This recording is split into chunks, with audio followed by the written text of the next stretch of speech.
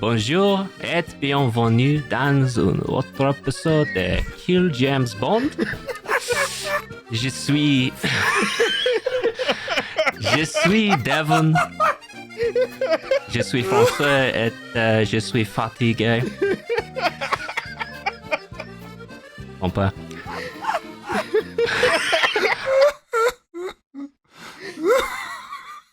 Rejoindre comme toujours mon papillon de maintenant, Alice. Bonjour Alice. Bonjour, je m'appelle Alice Kelly. J'aime aller au cinéma et faire du vélo avec mes amis. C'est bon. Disons comment est moi la princesse transgender des tubes de pan, Abigail. Bonjour Abigail. Hello, my name's Abigail. C'est bon. Alors, voilà. You like my nails, by the way? I like them. Oui, c'est bon. Et enfin... Let's just hang out for a bit, you know? I'm gonna put the good music back on again. Abigail, s'il vous plaît, maintenant le professionnalisme. Il faut recorder l'épisode du podcast. Vidcon, baby. Featured creative, baby. Oh, yeah. Nous sommes très fiers de vous. Voulez rester silencieux maintenant. Et enfin, de dessinatrice new-yorkaise de Charlie Hebdo, Mattie. Bonjour, Mattie. Bonjour, Devon. Bienvenue à tuer Hubert de la Bath. C'est bon. Alice, le podcast est toi. Procédure habituelle? Procédure habituelle.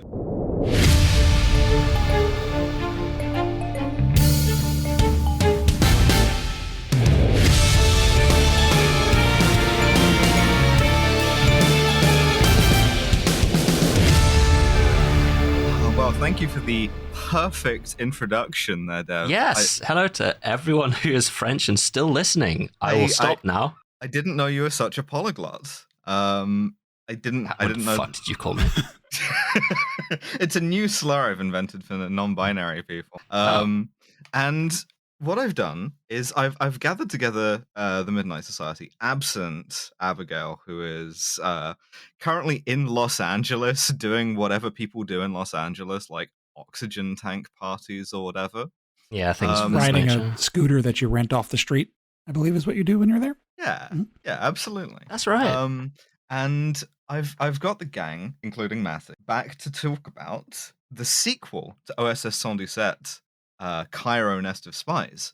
OSS 117 Lost in Rio, or Rio ne répond plus in French. They did another one. They did a whole ass other movie. Sure did. Yeah, they did another movie. That's my review of it immediately. Is well, it's another movie. I can almost recommend it. It's a film that I can say, hey, maybe you should see. However, there's some caveats. If you're not familiar with the series, it's like OSS 117, OSS 117 is a French pulp spy series of novels. Actually predates James Bond, I believe. Oh. Yes. But so Jean Dujardin and Michel Hazanavicius fucking made this movie that was like extending that as a parody of Euro spy movies. We made an episode on it. We had a lot of fun. It's a good movie. The joke is he's a huge piece of shit and Yes. he's a buffoon, right? And now we're back in the year 1967. And let me tell you, immediately on board. Like this movie opens. It opens with such a fucking banger. That's so good. Yeah. The whole soundtrack is so good. The second I turned it on, I actually went in completely cold and did not even know what it was. You're just like, watch this movie. And I said, okay. And I turned it on, and fucking 4 seconds in, I was messaging you guys like, this is the best movie I've ever fucking seen in my life. This is the best opening sequence I've ever seen in a and then movie. you were like, And then you were like, wait, hold on. Nope. you were like, this rules. Uh-oh. yes. And then the big...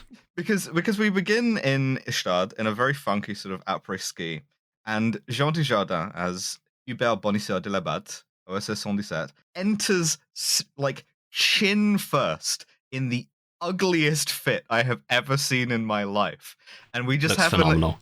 looks incredible, and we just have like an extended dance sequence, which kind of goes off because the music is really good. Yeah, So in the previous one, they used a lot of camera techniques to sort of ape the original series of these movies, which were in like the 50s through to the 70s. Yeah. So like things like all of the nighttime scenes were clearly filmed during the day and just filtered blue. Yeah. All of the driving has like back projected on it, like the early Bonds. In this one, they've discovered the art of having a split camera, and holy So good. shit, do they love to put 8 cameras on one screen, and it looks so good. It's a great They effect really, for a really couple like of jokes also. Like that phone joke later in the movie is so good and very like Mel Brooksy. Yes. But I mean, the opening of this actually is quite reminiscent to me of the Austin Powers films, which I don't know if you've seen or not, but it was. We've seen, but we're maintaining an embargo that we don't want to talk about. You don't want to talk about them at all. Okay, now it's just very reminiscent of the opening numbers and the song of the Austin Powers movies, but in a good way. That doesn't feel like ripping it off exactly, but it's like, oh, I know this kind of thing. I know where I am. Yeah, and he's all of these women are admiring him. He's dancing for them. He shows them a magic trick, whereupon 6 guys burst in from a different racist movie. Yes. We got to talk about a series of jokes that will continue throughout every single part of this movie, which is just every so often. This Every set piece, one of these guys shows up. It feels like it's so. which is like it's almost funny. You can see what they're trying to do here, and the idea is OSS 117 is like, because he's like James Bond. He's a man with a lot of enemies. He has wronged a guy called Mr. Lee, and Mr. Lee is constantly sending goons after him to kill him. Now, all of these goons are Chinese, and they all do the racist accent. All of them. Yes. And let me tell you, the movie makes a great deal of hay out of this, because later on, when he's held at gunpoint by one of these guys, Hubert, OSS 117, cannot fucking understand him. And I wrote down, I'm not quite sure what the joke is meant to be here. And I think this is going to get to a point that we'll get to throughout this movie, which is... Mattie, what was the name you came up with for this? Hebdo's gamble. Yes. The Charlie Hebdo gamble, which is, am I being racist, or am I being ironic and making fun of racism in a way that actually makes you a piece of shit for thinking that I'm racist? I keep wanting to make this movie, like, I keep wanting to give it charitable interpretations and be like, oh, okay, the joke is that they're doing the accent because the accent made no fucking sense in old movies. And it was totally incomprehensible. And it was just like purely a racist thing. But no, it is just, they do the racist because the thing. thing is, it's layered on top of an actual funny joke, which is he kills a guy, and the rest of the movie, guys keep showing up, be like, you killed my brother. And then every guy he kills, his brother shows up to go after him. And it's very funny. Like, that's a good, like, Zucker Brothers-ish sort of gag. But then they're like, and guess what? Also, they have racist accents, and that's extra funny because we are French.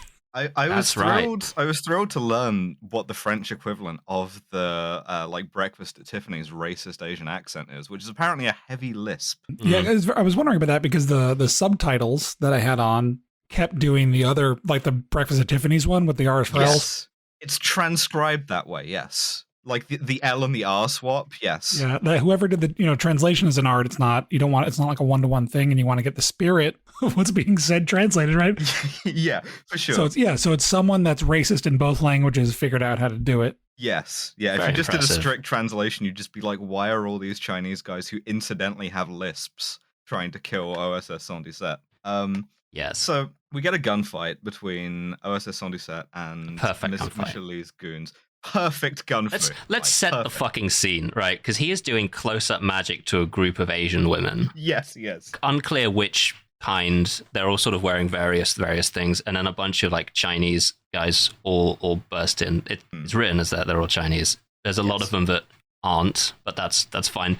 Yeah, they're playing Chinese guys. They all burst in. They shoot at him, and he stays perfectly still. With his gun in like the fucking Roger Moore shooting position, one arm out to the side. Hand out, yes. Yeah. Just stays completely still, keep shooting. He has killed half of the women himself because they keep running in front of him.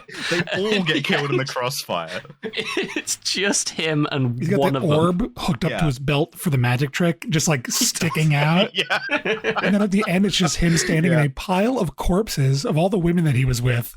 And it's very triumphant, like he won this gunfight. Every single person but him in the room is dead. Yeah, everyone except him and the like one woman, the countess, and he like looks at her across this room full of dead bodies, and he's like, "Wow, we almost had a catastrophe there."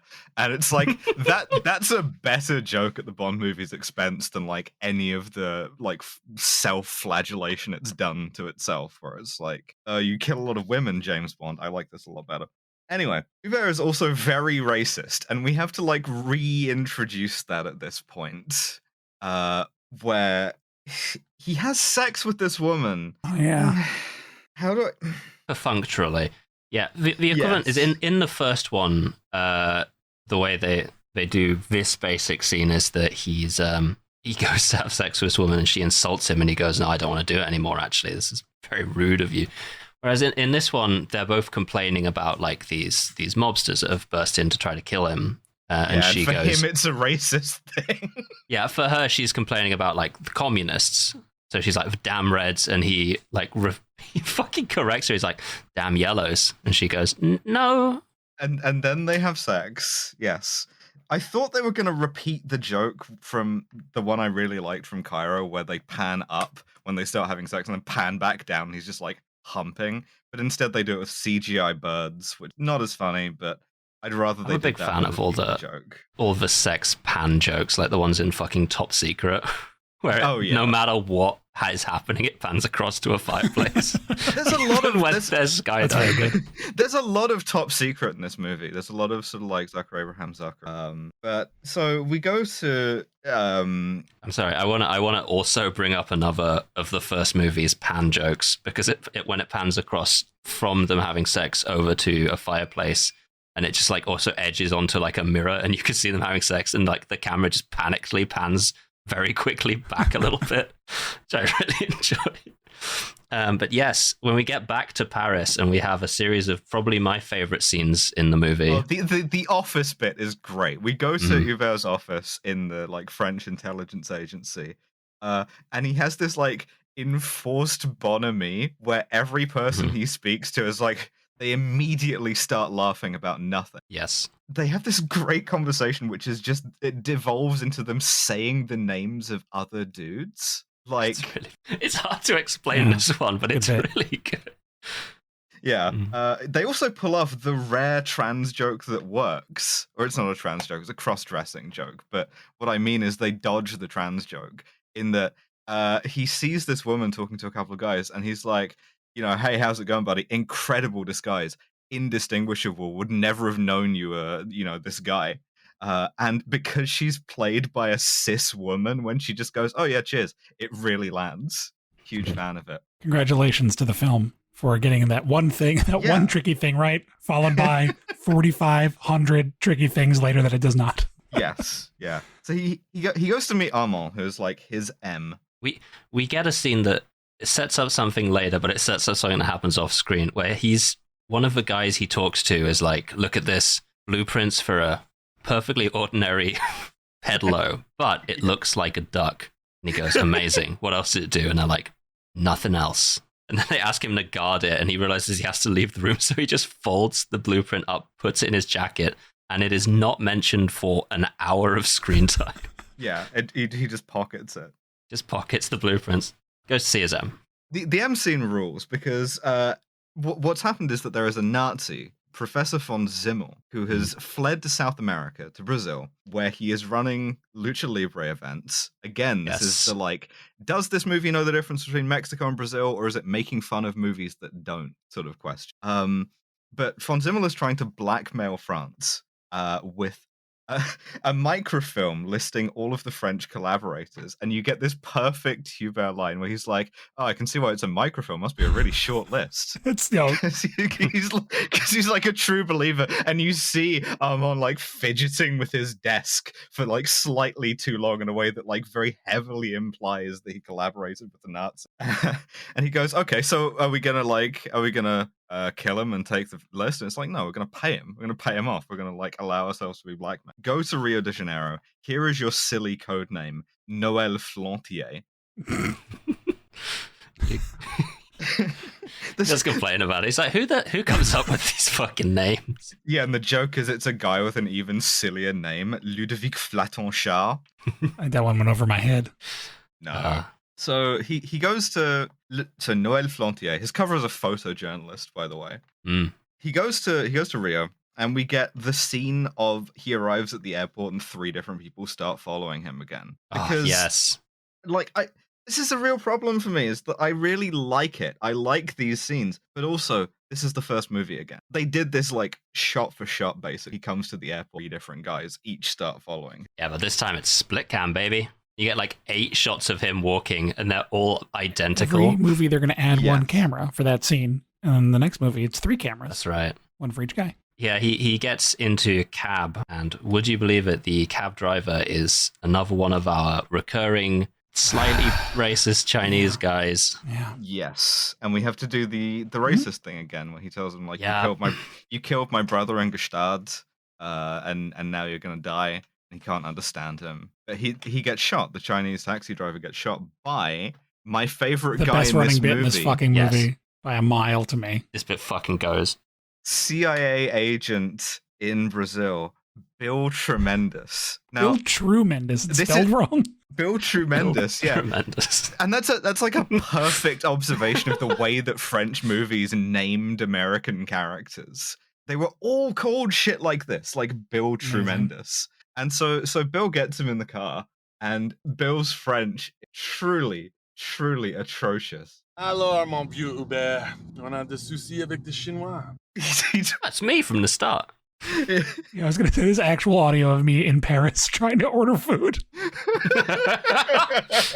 They do the thing where they're like both laughing too much, but the whole time he's just insulting him. You stupid son of a bitch. And because Hubert's English isn't good enough, he just kind of like nods along. He's like, yeah. It's really good. Yeah. There's also one fucking there's one line where he tells him about von Zimmerlin, saying like, so what? Like the CIA is interested in South America now.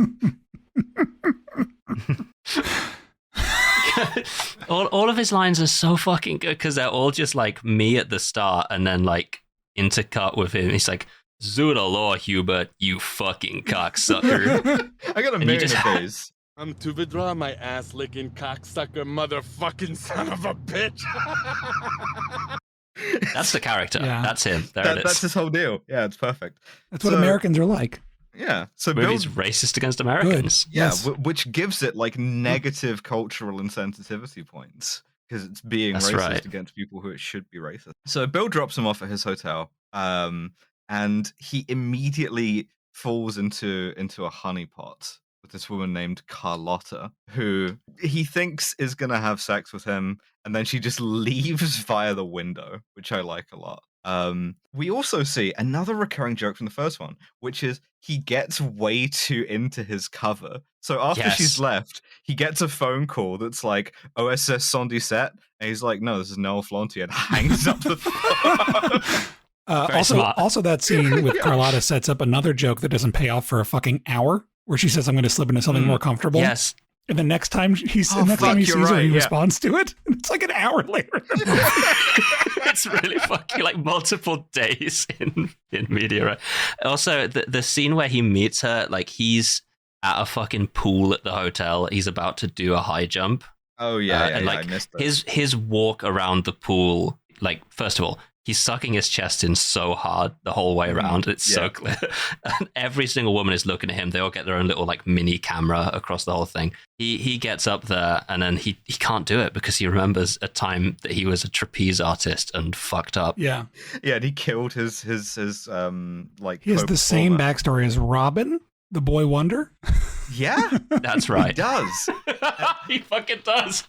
I really like that they just introduced this from nowhere, and it's perfect. Yeah. Just go with it. It's almost identical. The scene that they show later when they're on top of Christ the Redeemer. Spoilers for the end of the film. When they're up there, the scene that you see is almost identical to the one from the from like Batman and Robin. Almost like identical looking. Oh yeah, it's crazy. Perfect. Great. And he meets Carlotta because he's like asleep on a fucking sunbed, and she wrings out her hair onto him. She says, I'm sorry, I've éclaboussé you, like I have splattered you. He's like, oh, Yeah, it's Like she's it's like, fine. I've splattered you, and you can see like a genuine second for him to gin up being horny. Like he's just he gets splattered. He's earnestly like a little mad, but he arrives at horny by way of confusion. He's just like, you know what they say about women who splatter men? Yeah. Question mark. And it's really good just to see like the process. Yeah, and this culminates in him being sort of very lyrical towards her and says that like women who splatter men are like the promise of a hot evening and a fiery morning, and culminates in him like going to, and therefore I don't object to you squirting on me. So Right. yeah, Like a self-assembling wire. He just like puts it together. It's really good. yeah. So they go to have sex, except she runs out on him. He gets the phone call, which he hangs up on. They call him back a second later and are like, listen, we know it's fucking you. There's also, I hate to continue it. There's also like a really strong character moment for him when he like opens the door to see that she has clearly fled, and he like goes, who could have kidnapped her? Like he just cannot comprehend that she just left on him. Yeah. Anyway, phone call. My apologies. So they call him back and they're like, okay, bring the money that you've brought to pay for this film, this microfilm, to Christ the Redeemer, the Corcovado. You'll know us when you see us. And this sets up a great fucking gag because he goes to the thing, and because he does not see him when he sees them, every single person he passes, he like gives the nod or like passes slightly too close to on the way up there. And I really enjoy it. It's perfect.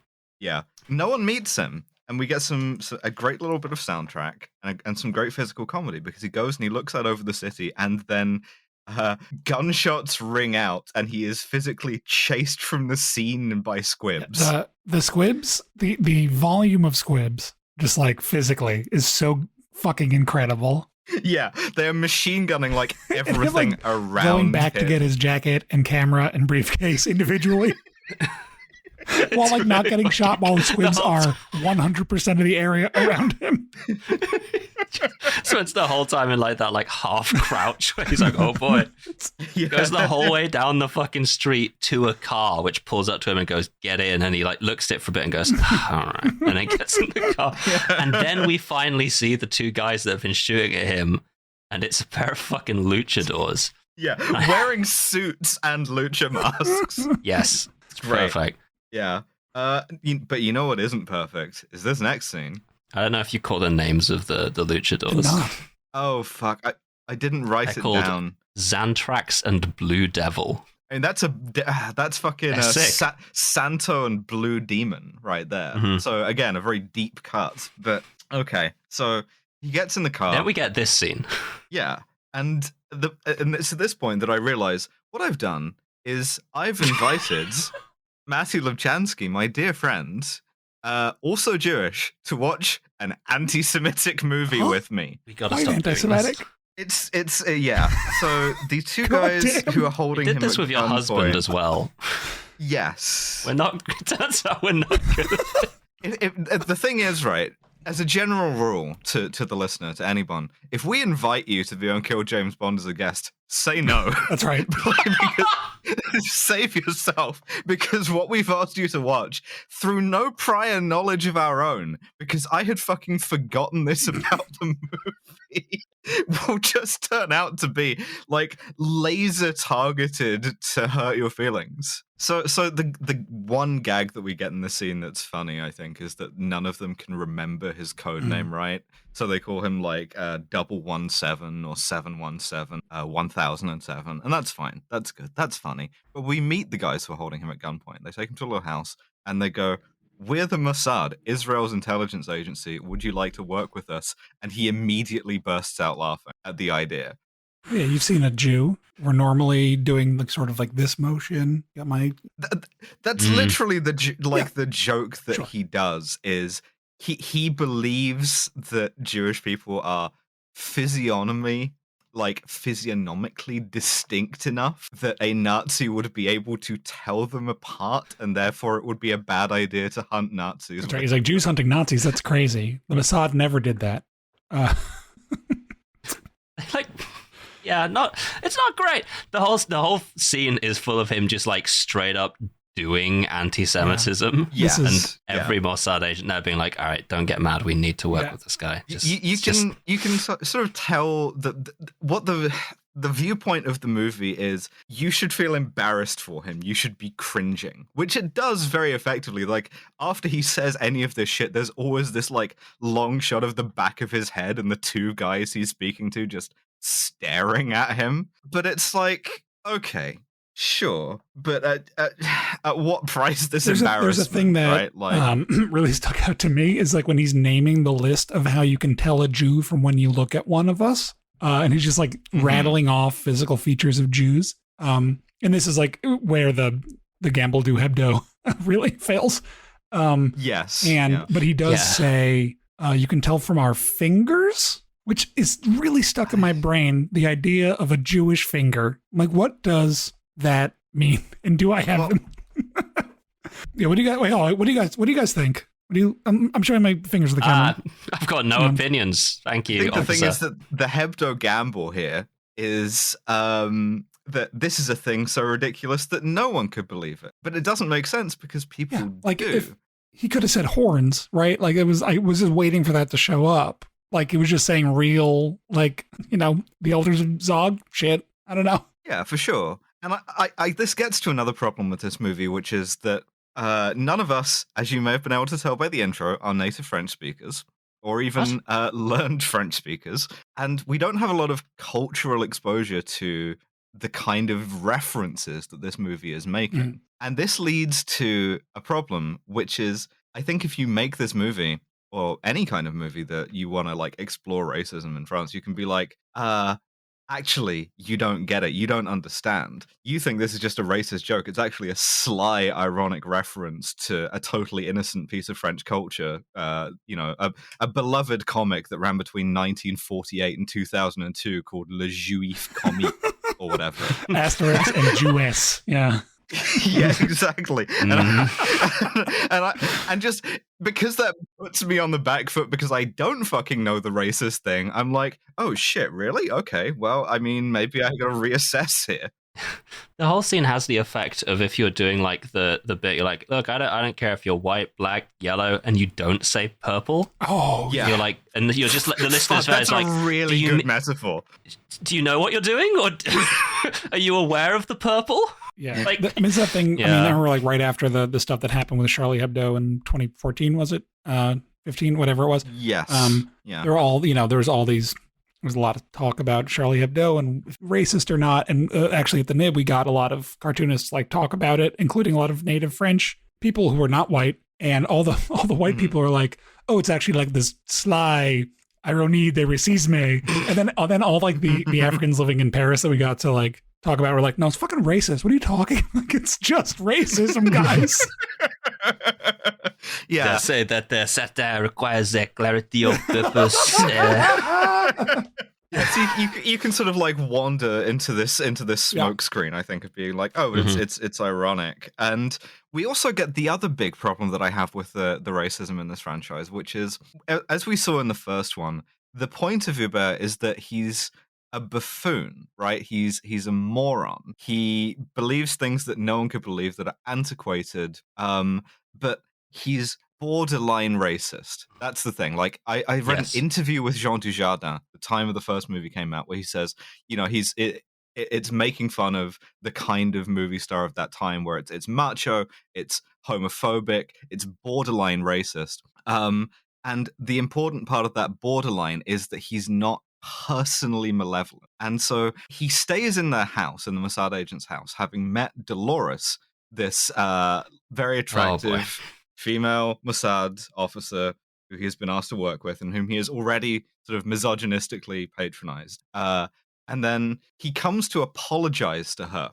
right? And he says, I know I've been, what's the word? And one of the other guys shouts through the door, Antisemite? No.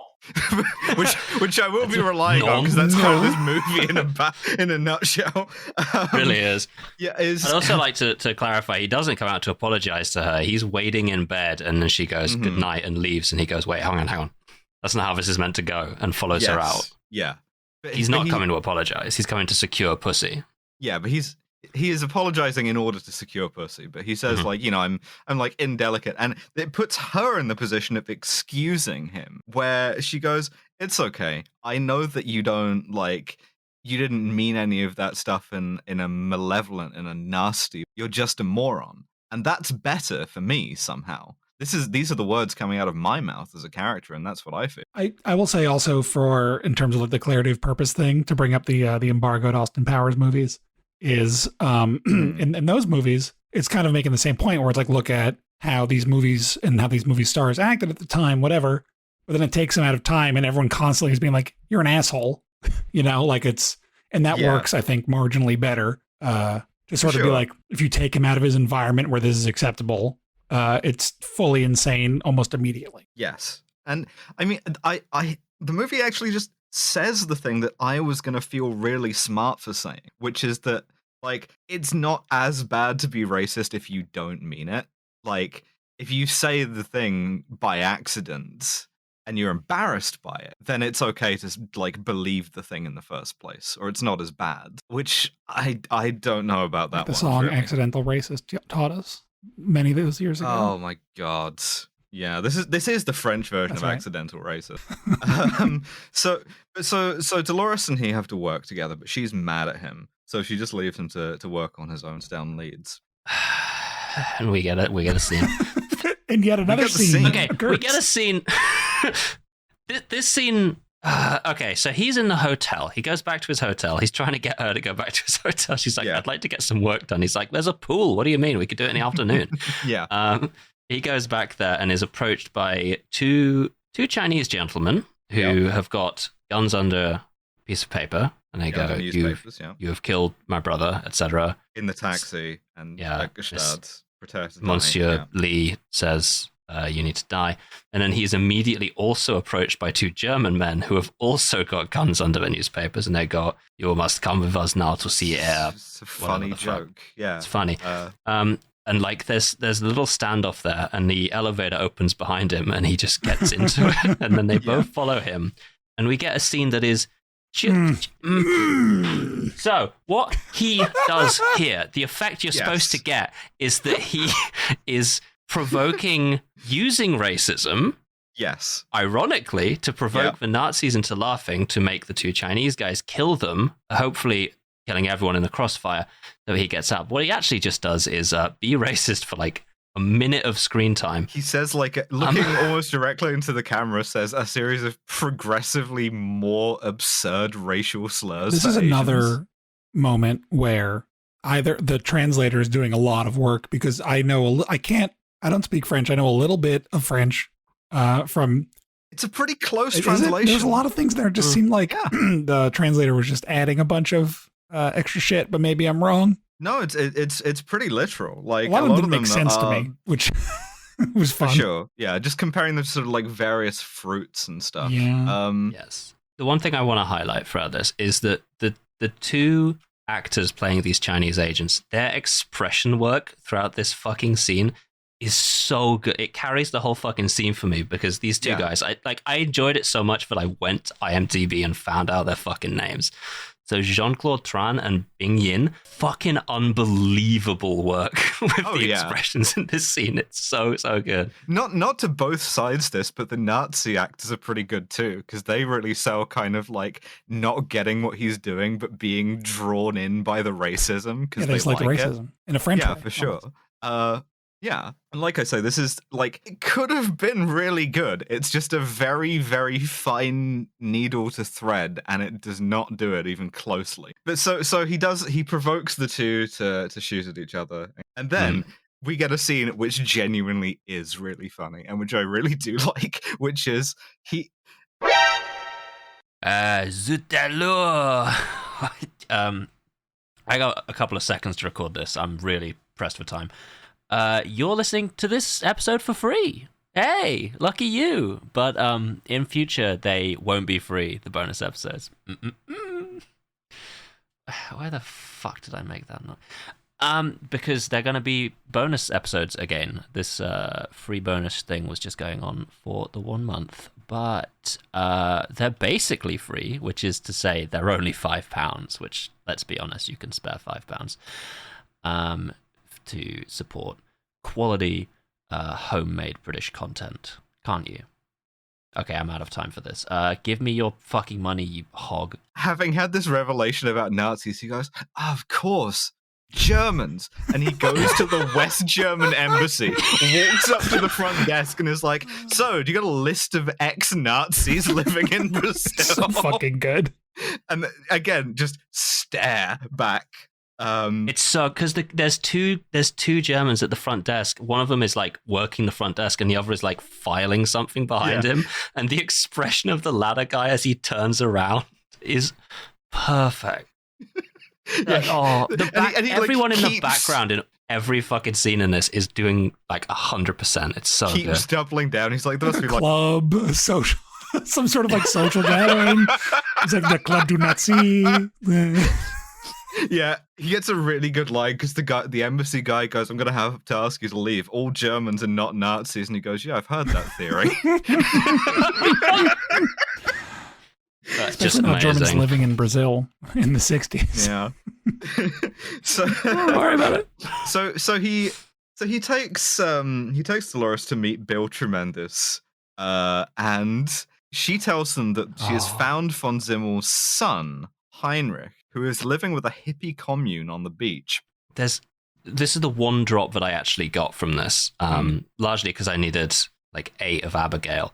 But there is one drop when she goes back to meet him, and he's just like in a bar talking to some women, and she's like, "How have you done?" And he's like, "You tell me first, because after all, I may well be an agent, but I'm first and foremost French." And the little noise that she makes took me the fuck out. So here it is. Je suis certes agent secret, mais je n'en suis pas moins français. Just, yeah. Yeah, you are, man. And she's like, all right, I did like a bunch of real spy work, and I found out that it's a guy named Bill Tremendous has been working with the Nazis. And he goes, having, as we know, done fuck all, goes, the same conclusions I've come to. However, slight advantage to me, because this is Bill's card. Yeah, let's go talk to him at his office. Let's just go to his fucking office. They go in, and I love to do a podcast episode where I just like regurgitate jokes and go, these were funny. But like there's a bit where he puts both feet up on Bill's desk and there's just utter silence for like 5 seconds, and he just quietly takes them back down. We see that Hubert and Bill both do not understand hippies. Hubert gets this great line, change the world. The world's fine as it is. Why change it? Like, it's working really well for us.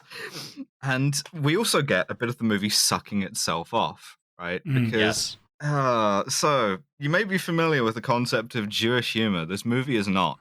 This movie is familiar with the phrase Jewish humor. So, a couple times it is. Yeah. He tries to like understand what Jewish humor is, to which his conclusion is, this is also the last line of the movie, just to really stick that knife in at the end, it's when something's not funny and not about sausages. Which in itself is not funny. So, you know. But so he's trying to explain this concept of irony to himself. And Dolores goes, oh, you're managing quite well in your own style. Which is just like, fucking don't write a good review for your own movie in the movie. That's all that line is there for, is to be like, see, it is actually ironic. Because it's not funny, but it is. Yeah. Or is it? This one happens when you don't have enough Jews in your country, as you lose complete sight of this shit. And maybe they should have done less collaboration with the Nazis. And they would have a funnier movie because more Jews would have written it. Just my thought. The long tale of L'Affaire Dreyfus is this joke in this movie. Yeah, there's something to be said for the sheer crime of this movie, making the single like most sympathetic character a Mossad agent. Yeah, yeah. To be like, okay, I guess you're my protagonist. They're trying to activate me to make Aliyah. It's the movie. That's what they're doing. Yeah. So they go to the favela where the hippies live, and they have this conversation, which is clearly the like key point of the whole movie. One thing this movie is really good at is little touches, right? So it does those quite well. We're ahead of this. Like there's some kids playing, some black children run up the stairs past them. And he like tousles his hair and then wipes his fucking hands afterwards. I liked that as a little, oh, you racist motherfucker. Yeah. It's the little things. Yeah, exactly. Because then we have the big conversation, which is she asks him about Brazil, and it's a dictatorship. How do you feel about that? He goes, it's not a dictatorship. Dictatorship is when everyone wears like rubber boots and grey overalls. Communist. And she says, well, what do you call a country that has a military head of state with total power, secret police, one TV channel, total censorship? He goes, France. Got him. That's a good joke. Got him. It's fine. Got him. Got him. Yeah, de Gaulle's France. He's right. France is like 3/4 dictatorship until like the 70s. So that's fine, I guess. You can kind of tell it was like in there to be in the trailer. It feels a bit self-satisfied, but go off, I guess. It's a good. So they meet Heinrich and they meet the hippies, and The whole hippie scene I really enjoyed. the hippie scene's good. When they go down to the beach and they meet all of these fucking hippies, like he comes up with this plan that he tells her to do, and she just goes completely rogue and deals with it herself. And she just like pins Heinrich to the ground, and he goes, "We didn't agree on this," and she's like, "Yeah, but it's happening anyway." And you can tell that he doesn't know what to do. Yeah, He's just like, just sort of watching it, like as if he's a participant, but not entirely. Yeah, and like obviously Heinrich's like, "Yeah, I'll fucking help you find him. My dad's a Nazi. Fuck that guy." And he Hubert slaps goes, him. "How dare you say that about your father?" Oh, man. Like slaps him. Yeah, but we see that he has some sort of like quasi-fascist views about hippies. They disrespect their hair, then their fathers, then their country. And he sits down on the beach and he explains to them, listen, it's nice to be on vacation. What are you going to do next year, 1968? I mean, come on. Yeah. There's going to be hippies around in 68, for There God's is sake. this really good line, which is, it's not 1968 year of youth. The real world is waiting out there and the real world goes to the barber. It's very funny because the scene is so obviously making fun of him for having like a retroactive view of this thing that he's going to be proven wrong about very soon. But I can feel it approaching that thing you were saying, Alice, about before when we were talking about it, about the sort of regressing into this guy becoming telling it like it is guy. Right, Yes. like this is Yeah, that's this the can thing that sour I'm very afraid soon. of. A guy being like this Yeah. firebrandy sort of like watching All in the Family because you think Archie Bunker is right, Yeah, because I Fuck. think this is a thing that I've thought about before. I was talking about it in the group chat with you guys. I was thinking about Gene Hunt, right? Gene Hunt is a character. He's like a detective chief inspector in a couple of shows called Life on Mars and Ashes to Ashes, who became this like cult hero. And the original point of him was, look at this racist, homophobic, misogynist piece of shit. And I worry that if you make a character who has those traits and you portray as likable and redeemable, you have to be very careful, because otherwise, very quickly, it can turn into, look at this guy who's telling it how it is. That's what happened to Gene Hunt. That's why they made a whole second series. And that's, I fear, what's going to happen to OSS 117, in particular, since they gave the third installment, which I haven't seen, but which is set in Africa, to France's worst fail son, Nicolas Bedeau, son of Guy Bedeau, who, massive piece of shit, personally. Cool. So I'm sure it's great. reserving good. judgment, but Yeah, I haven't seen it, but assuming it's not great, and Yeah. especially considering the name of it is in English From Africa with Love, but in French, Alerte Rouge en Afrique Noire. Mm-hmm. Not good. And Not ideal. again, this is another thing, right? Is I think a lot about OSS on set being called borderline racist, right? Is that like in France, for white French people, where the border of borderline racist is drawn slightly differently. Yes. I think the vibe in particular is like using the phrase Afrique Noire, right? Black Africa is borderline unacceptable to that generation of French white people. Whereas the equivalent in English, I guess you might say like darkest Africa or something. You'd say like that, or darkest like Africa, the yeah. dark continent, something like that. That's way out there, even so to, beyond like, the fucking older pale. people here. I think yeah. I have a very quick anecdote from when I was in Paris a few years ago, where we ended up staying at a house of like a friend of a family friend of a friend of ours had like a apartment that he let us stay in for a night because we had one night in Paris overnight. And he was giving us like a little tour of the neighborhood, and he's like a lifelong born and bred Parisian. And just making conversation, my partner was like, "Oh, the city must have changed a lot since you were a kid," because he was an older guy. And he just looks at us and like sort of like he was saying to me, like, "Oh, this is the store I like to go to," which is like, "Oh, it was great until the blacks and Arabs moved in," and just like kept going on with the conversation. And I was just like, I cannot fucking imagine a scenario in which, by the way, I'm with my partner and our friend, both of whom are not white, right? And he's just like, and the way in which he just so casually tossed off this like insanely racist thing to me was just sort of we ended up getting into a big argument with him for some reason, but like I was just for a couple of minutes just so shocked that like a person thinks that's an appropriate thing to say to a person that you just met. It's wild to me. It's unfucking believable. Yeah, I guess a lot of the ways in which, in particular, British people are racist is directly traceable to the British Empire. Same with the French Empire. Same with like African colonies and like colonies in then Indochina. Much the same. Anyway, with America too, actually. Great. Yeah, so the end of the scene basically is that she spots that he sees topless women, and she goes, "Yeah, I'm gonna head on out. You can stay here if you'd like, though." And he goes, "You trying to ditch me?" And she's like, "No, of course not." And he goes, "Yeah, I didn't think you would." Which again is just a little like, "Fuck you, dude." He takes some acid and he gets into a bisexual He takes some acid as a matter of fucking course. Like he's there. He's just taking photos of like various hippie women posing on the beach, and like while he's like rotating his camera film, while he's like resetting his camera, someone walks up to him, this woman, and just like hands him a little tab of LSD, and he just puts it in his mouth immediately and goes, "So what was that?" And she's like, "LSD." And he goes, "C'est bon," and then starts talking about his camera again. And she walks away, and he's like, "Oh, okay." Yeah, because he gets too into his cover again, much like the poultry in OSS 1. It's like he does not know what he has just taken, and it hits him when he's halfway through performing a lecture to these kids around a fucking campfire. There's also a great bit in the campfire scene where he's like, they try to pass him a joint, and he goes, "No thanks, I've got one," and takes like a cigarette out. It's very good to me. He's just so oblivious. The second he lights. He has sex with a lot of women and one dude, and that dude haunts his dreams.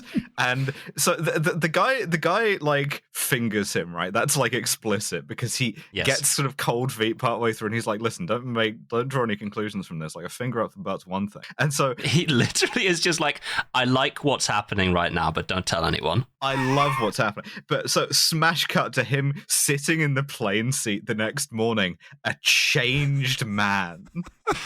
He's like still in his suit. He looks like normal. He's clearly pushed himself back together, but he sat there and he goes, "Strange." He moves on. And they've taken Heinrich with them in this plane. They're going to meet his father's contact in Brasilia. They have to take the plane.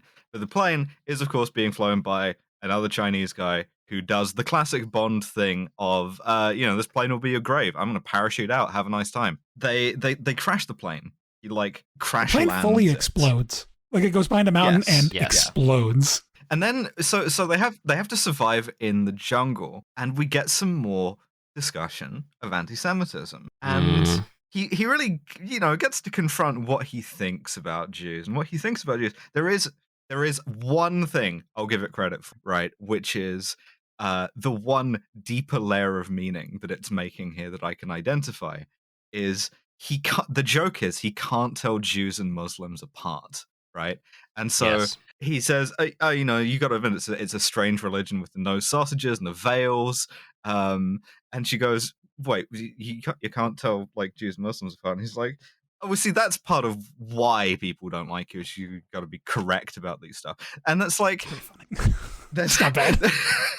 That's not the part I like. The part that I like is identifying like a lot of Islamophobia as reheated anti-Semitism. That it's just the same thing, but sort of like lightly tweaked. But so he badly alienates her. And when they have to cross a crocodile-filled river, The whole crocodile debacle is fucking perfect I cinema. can talk about the fucking crocodile thing for an hour. This is the problem with this And I movie, will. right? Is that like there's so much of it that I want to say. Go and see it because it's really funny, and I'm just like retelling the jokes that it has in it, and then the other 30% of it is the finger thing. Yeah. You know? Yeah, the other 30% is just like, again, it's for fucking satire, requires the clarity of purpose tank top. Yes. Yeah. It's like, this is a really good film, but it could do with reading the fucking tank top. Yeah. But they decide not to attempt to ford this river full of crocodiles. And in doing so, they go to a set that's just like a little bit of river. And Heinrich strips completely to a nude and like just goes into the river and be like, I'm just going to wash myself here. And a crocodile attempts to like slither towards him in the manner that crocodiles don't do. Perfect Roger Moore shot, and the next shot is this crocodile upside down with a single bullet hole like in its chest, like somehow. Perfect.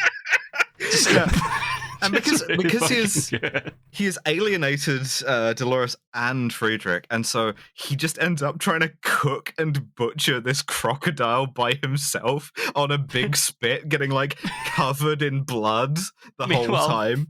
Meanwhile, Friedrich are just like fucking eating berries. They're just like lying around a campfire having a genuinely lovely time. And it like pans across to him with this fucking entire crocodile spitting on a barbecue spit. It's like, why won't it cook? It's cooking too slowly. It's really good. It's so good. Yeah, it's really good. So they do a like with one bound Jack was free thing, which is they are now in Brasilia, which I appreciate. This is really good. There's a throwaway line where it's like, "Wow, it's so handy you had the plans for that pedalo. It's just a shame we weren't able to build the duck head." And he's really mad they didn't get to build the duck head. He's so pissed. He's so fucking mad about it. She's like, the duck head would have taken too much time, and he's like, the boat's difficult. The duck head's just a duck head. I don't see why you could. It doesn't matter. It doesn't matter. So they get to the hotel, and so good they just do it all off screen. Friedrich arranges for them to go to a costume party. And we see one of the sort of like redeeming features of OSS on the set. He loves costumes. So immediately, out of nowhere, makes a perfect Robin Hood costume. Yeah, you see him spot a dress on a mannequin, and like he looks over to it and he goes like, all right, we'll meet back here in 1 hour in costume. And like you imagine, you're like, okay, so she's going to wear the costume. But she comes out dressed as like a maid. And it pans across to him, and he has taken that dress and perfectly transformed it into a Robin Hood costume. And she goes, "How did you do this?" And he just goes, "I sew," and then moves on with it. We get another great bit because he's like still been making fun of like how bad his fucking code name is, Noel Flantier, which Noel means Christmas, and he tries to like make up with her because France and Israel are outlined. He gives her a little flower, and he says, "Look, it's a cadeau de Noël. It's a Christmas present." And he makes himself laugh so much that he has to go and call his boss from the hotel to tell him. There's so much business in the lobby of this hotel. There's just like there's so much. Like the scene goes on forever because they keep adding new bits like that, and just him laughing for 10 minutes. It's like, amazing. I'll be honest with you. I identify very strongly with making a joke that doesn't land, so you leave the event and call a friend to tell them about the joke. Yeah, that's what this podcast is. Yeah, I wrote this guy's a podcast to the call. And like he's on the phone of his boss and he goes, "Oh, hang on, I've got to go. There's a Nazi in the lobby." And like they walk in a frame and it's Friedrich in a Nazi costume. He goes, my apologies, it's just my friend Friedrich. yeah.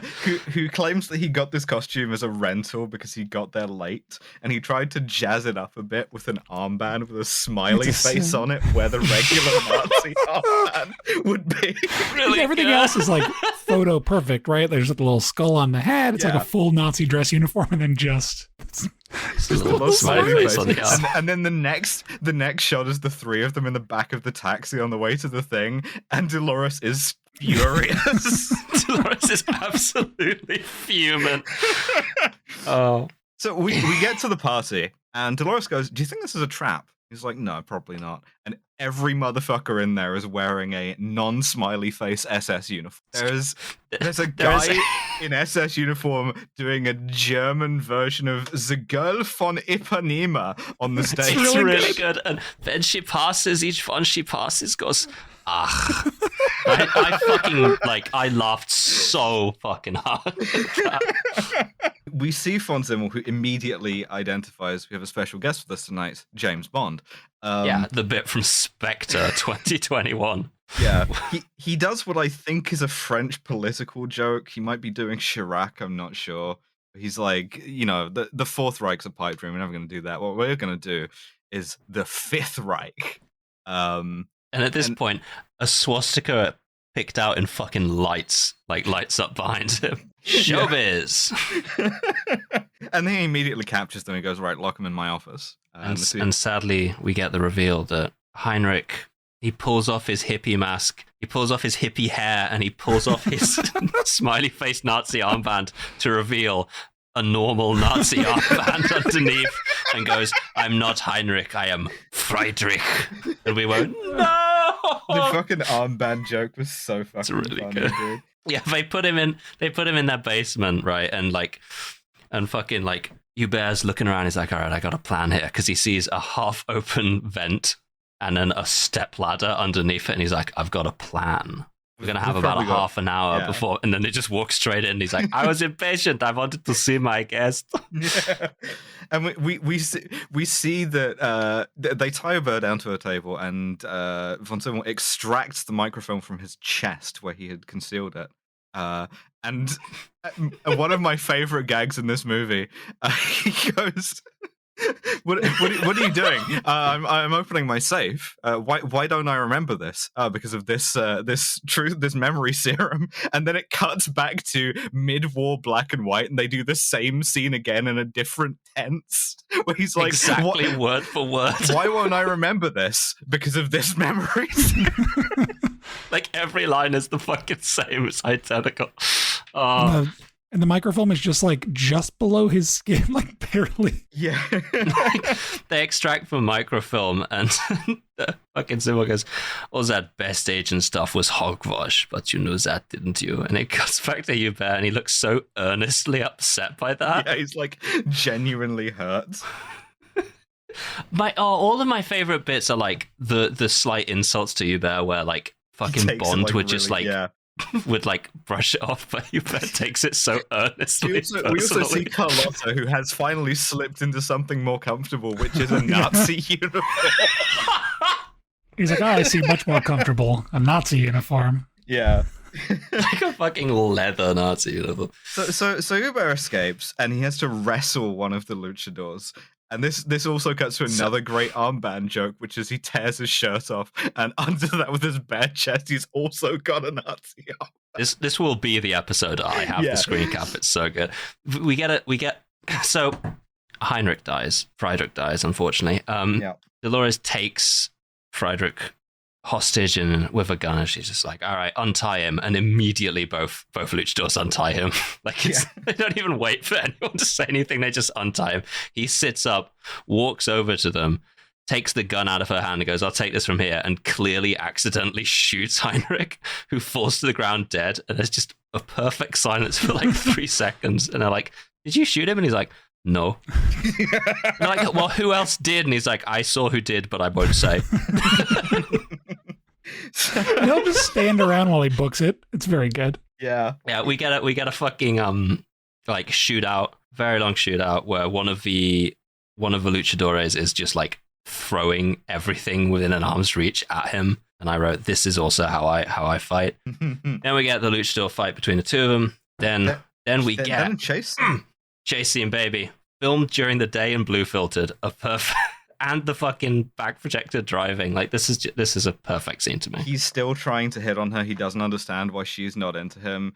And she's like, because you're an idiot, you're childish, you're full of your own superiority, bordering on racist is what she says to him. And again, I got some questions about where we draw that fucking border. It's the clip of Bernie Sanders from 2016 going shaking his finger. No, I don't think so. But so they pile out at Iguazu Falls, where she reminds him, right, take him alive, and then he chases them to the falls, and they both go over Sherlock Holmes style. It's a really good bit. The falls audio is so loud. Him like running across the dock alone, the Nazi, is such a good little visual gag too. It just looks so fucking stupid. Everything, all the chase, so good. Every single time every time Zimmel is running, he does at least one little like hop while he's going. Every single time. It's really funny. They catch him and he tries to hold him at gunpoint, but they can't hear each other over the sound of the falls. And Hubert has yet another flashback to his time as a trapeze artist. Yes, and because of his vertigo. Mm. And they both fall over. And then they wake up in the hospital. Another perfect scene. This scene, perfect. Mwah. Top to bottom, every gag lands. From now until when they leave the location, every joke is perfect and good. Yeah, they're both sort of like hospitalized. Hubert has like an IV stand. Von Zimmel has a walker, and we get a like achingly slow chase. And they're both doing different stupid walks. Like they're like yes. Physical comedy it's really is top notch. So good. Yeah. I mean, that's the one thing the French are good at, right? They can figure that out. Yeah, for sure. Mimes and such. Yeah. Yeah. It's the other stuff that's the problem. They're both chasing each other so fucking like agonizingly slowly, but the music is just like a real chase scene. So it's just like and then it does that thing that I fucking love where it cuts to a wide shot of the two of them moving slowly with no music at all. It's such like it cuts back in and like and they make it to a fucking elevator escalator. Von Zimmel escapes in the elevator. And Hubert has to go back and do some detective work, and this leads to the gag that made me laugh the hardest in the whole movie, which is this is really good. He goes to the nurse, and the nurse is like, well, he's been making some phone calls, and he tries the thing where if you've written on a notepad, you can like trace over the remaining sheets to see the impressions of what was written before, and he does that, and he just traces it to reveal that he has written down "I heart sign swastika." Really Oh man. She just tells him where he's going to be, which is going to be the statue of Christ the Redeemer. Sets him up with some clothes and a car, the old gardener's clothes and the old gardener's car. That's also a good bit. Yeah, the old gardener's clothes and the old gardener's car. It's like a perfect convertible and a tuxedo with the ruffled shirt. Because he sees him like Zimmer escaping, and he like gets his head caught in the fucking elevator, and this nurse who is like somehow still horny for him despite the fact that she's just seen him get his head bumped in an elevator twice. He's like, do you have any spare clothes around? And she's like, I've got the old gardener's clothes, but I don't know if it would suit you particularly. And it cuts to him in like a perfect tuxedo, George Lazenby style, ruffled the whole way up. Oh yeah. He's like, it's not my first choice, but it'll do. And then at the end of the scene, she's like, with the old gardener's car there, I suppose. And it a fucking convertible. And we get the funniest use of the sort of like multi-camera thing, which is he goes, okay, I'm going to make some phone calls to clear this up. So he calls Dolores to tell her, meet me at Bill's office. Then he calls Bill, and then each of them call four other They all get people. split screens. They're all talking over each other. One of them's on like a big field radio in a tent. It's like bigger than his head too. It's like full on. And then after all of this crosstalk, they all hang up on each other, and he turns to the nurse and goes, Bien, la situation est clarifiée. perfect. Yeah, and all of these like shown on screen at the same time with the split. Oh, it's fucking perfect. It's like something straight from Naked Gun. It's really good. He feels himself so hard that he's like, while he's driving, he stops at an overpass to take a photo of himself by the car.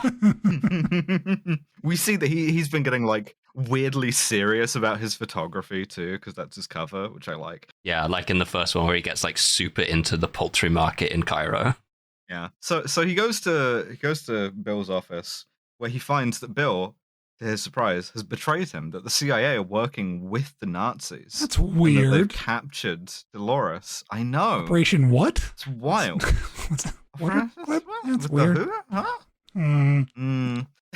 What's funny is that they still have to have a line that like expiates America, because when Carlotta comes in, she's like, because he goes like, the CIA, you're supposed to be against, America's supposed to be against the Nazis. And Carlotta goes, well, America's not the CIA.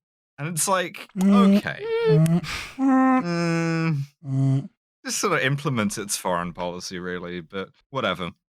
They both Carlotta and Bill are killed, and Dolores is rescued via the timely intervention of another Chinese man. And he like makes time for him. He like kicks the gun over for him to kill Carlotta by promising to investigate the possibility of a Nazi Israel. Like a homeland for Nazis. Is it incredible? That is the line. I think is incredible. Nazi. He's like in between all the secret services and this guy's brothers. You're never going to get a second of privacy from here on out. So we go to the big Cristo Redentor statue, the Corcovado, where we see Von Zimmel, who does not want to be taken alive, and he does a perfect Merchant of Venice, if you prick us do we not bleed, about being a Nazi. It's a protected class. Yeah. It's really good. I don't know how I feel about this. It's such a fucking pitch perfect thing because he's just like, does a Nazi not bleed? Are we not people?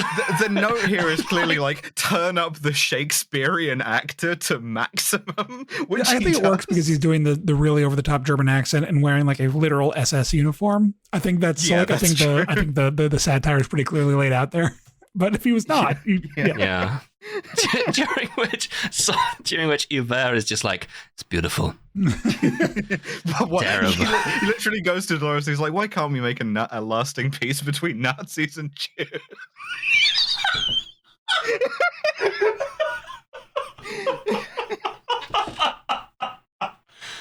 Impossible to know. He shoots the gun out of Zimmer's hand as he's attempting to finally put an end to himself. Zimmer like looks down at the gun on the ground, looks back at Hubert, and then like turns and legs it into the statue with one little hop as he goes. Yeah. And so Hubert has to overcome his fear of heights and his trapeze accident, which he does out on the arm, where he catches Von Zimmel after going, no, it was just an ordinary trapeze accident, which is a great line. It looks almost identical to the ending of North by Northwest, where it's like the matte painted city behind them while they're on like the styrofoam statue. Yeah. The map. I'm so glad you brought up the map paintings. Good. I forgot to mention them. It's so good. Like their commitment to doing this in the old style. Like every shot is very simple. There's no like fucking camera arm movement or anything like that. It's the fidelity to like how the old movies looked is actually very impressive, I'll say. Yeah. Oh yeah, the costume design, all the little touches like that. But so he captures Von Zimmel, who it is implied, he's going to be sent to Israel, put on trial, and killed. He retrieves the microfilm with a list of French collaborators. And then, in the most sort of fucking cowardly decision of the movie, he and Dolores kiss. Yeah, bullshit. Like, why? She articulated perfectly all of the reasons. And her line is like, well, I don't understand why I'm doing this. You have successfully undercut the entire movie's satire by having them kiss at the end. Wear the fucking tank top. Learn to read. I don't get it. It's fucked. And then we get sort of a pre-credit scene, I can only describe it as, where he goes to see Armand. I do like that they make explicit the collaborating, and they make OSS somebody complicit in it as well, where he talks to Armand, his boss, and is like, I thought I saw your name on that list. And he just kind of waffles, and he goes, well, it was a historical period to be alive in, Anyway, how would you like the Legion of Honor? And he's so clearly buys him off with a medal. Yeah. And then we end with an actually very dense, if racist, pun about how he wants to pick his own cover name if he's going after Monsieur Lee. And, if you're going to get in Lee, you'd cover too, because Lee sounds like bed. And then we end with the fucking Jewish humor. It's when something's not funny and not about sausages line. And that's the movie. Weak final line, but something that I very much do like is throughout the credits you get like a little slideshow of all the photos that Hubert has taken throughout this trip, and they're all so bad, and more than half of them are just of women's asses or trying to get an upskirt shot, it seems like. Yes. There's one that's just so clearly like some women you've passed on the street's feet he's taken a picture of. There is also, after that, there's also a little video of him in front of the skyline in the harbor riding a duck pedalo. Yeah. That was also phenomenal. I like the duck pedalo bit. I like that half of that humor was off screen. I think it'd be weaker to show it. This is almost a good film. And that is... It's so close! But the Hebdo gamble just fails multiple times. What do we have to say in closing about OSS 117 Lost in Rio? Yeah, so flicking it. I would recommend it to someone with a big asterisk. Big asterisk. Yeah, absolutely. Great final, great fucking ending point. How do you feel about it, Abby? I love it. Beautiful. All right. When Hitler appeared, she stood up and clapped. We have a science-based rating system on this podcast. I've also got this one that I didn't find an excuse to use. That's an aesthetic. But I really like that line also. When she's right, she's right. Costume design. Yeah, everyone dressed like the 60s. It was actually really good. We do have a science-based rating system, but this is a bonus episode. Oh yeah, so we're not going to do it. You got a point there, motherfucker. Yes! Very good. All right, Very cut good. the mics. Maddie, where can the people find you? You can find me on twitter.com/Lubchansky, LEBCHANSKY, or at patreon.com/Lubchansky to pay for my comics, which you can get early. Keep an eye on those locations for pre-sales of a book in the next couple of months. Yeah, if you're a fan of reading books, which you should be because it's sick to read a book. I've been getting into it recently. Fascinating sentence. You can all of us will be in the description. You've been reading reading over Nausgard. Yeah. Well, this has been Kill James Bond. Thank you for subscribing on the Patreon. Please continue to do so. We'll do some more episodes. They'll be out at some point. In the meantime, yeah, and if you're listening to this for free, consider subscribing. Thank you for listening to yet another episode of Kill James Bond, and in fact, the final bonus episode that you will be receiving for free during June's Banquet of Forgiveness. If you have enjoyed this weekly content, feel free to head on over to patreon.com/killjamesbond and chuck us £5 a month for all of our bonus content. Come on. As inflation continues to run rampant, this is becoming a better and better deal. However, if you do, of course, head on over to our Patreon, you can join these hallowed halls of our £15 and above patrons, and those are Christine Fox, Fawkes Winchester, Paint McCullough, Jack Holmes, George Rohack, Thomas Oberhard. The right way around this time, Thomas, I note. Yarrick, Carolyn Tankersley, Benno Rice, Max Kapinski, Library Hitman, Kit Devine, Amanda Rogda, Max Gamenhart, Dread Pirate Robin, Jonathan Gerde, Kentucky Fried Commie, Hell Bloodhands, Jay Martindale, Big Titty Goth Girl, Fremen Commissar, Jen, Sydney Steckel, Top O, Trip, Ellie without the E, Mothman, Timothy Pajoni, Saphira Luciferax, Charlie Out of the Closet, Jenna and Paul, Zoe Shepherd, Elizabeth Cox, Finn Ross, Turfs Eat Shit and Die Alone, Alfredo, I Make Down Say This Out Loud, Philippa Smith, Rael, Leal, Wolfie, Raised on a Diet, Al Irving, Millie, JM111519, Josh Simmons, Bond the Bond, Laurent Bastin, and Tristram Wolf. Thank you from the bottom of my heart for your contribution. Tune in next week on the free feed for The 3 Days of the Condor, a movie from 1975 that starts out with such a good premise, but becomes too misogynistic to nail anything past the start. I believe it to be pretty much the perfect movie for us to talk about.